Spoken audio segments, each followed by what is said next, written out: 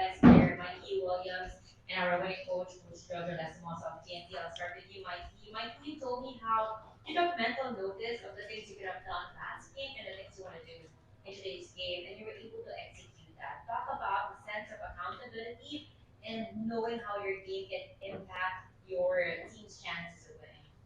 I definitely wanted to be more assertive in the third and the fourth. I know last game I was assertive in the third, and I went gun shy in the fourth, and I think that was just the aspect that could help my teammates and definitely spark them a little bit. Because once they see a little pick me up, then they start jumping on that bandwagon and starting to get going too. But for today, we just stayed locked in for 48. We almost had a couple mental lapses in the fourth, but we found a way to push through.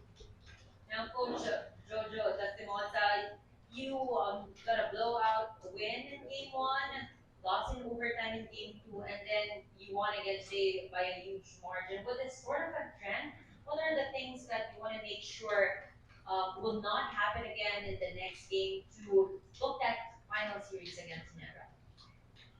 What happened in the second game is I think we threw away all our defensive technique on how to help. We gave so many drives to the basket, and you can see tonight it was more of a defensive game, and we didn't even hit 100 points today, which is strange. But we can also play the game like they do. They're a defensive team, and we can also be a defensive grind out team like tonight. Just credit to the coaches that devised a really great game plan for tonight, and we're hoping that to sustain that next game.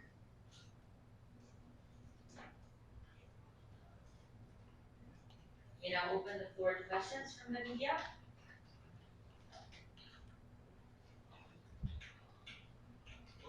Only had 40 points. Only had 40 points. Was the game performance something to do with that? I think he ate a little bit. He ate a little bit at halftime. He had some fruit cups and stuff like that. So gave him a little energy. I think yeah, more than anything, and he understood that he had a terrible game last game. He only shot 36%, and if not for his free throws, it was out of character for Ronde. And in the beginning, I think in the first game, I think he really struggles. I mean, like we don't want to admit it because by that time we hit the game at three. He hasn't eaten anything solid in the beginning at Sunrise. So the second game and even our game on game four, which is going to be 6 o'clock, is going to help Ronde a lot. Like, yeah, have you experienced playing without something in the stomach? Oh no, I couldn't experience that. I don't know what I would do. I mean, let alone water. I know how hard that can be. So we're just trying to be there for him as best as we can and try to conserve all his energy as best as we can. So, Coach, 1 win away. 1 win away. I'm telling you, I've been in a situation where I played. I've been in a situation where I was an assistant coach, and the closeout games is always hard. We always talk about that. For some reason, there's just a different feel when you're trying to close out a game because we know that the other team is also desperate. At the same time, we don't want to force the issue. If you want to close out the game, see how it goes.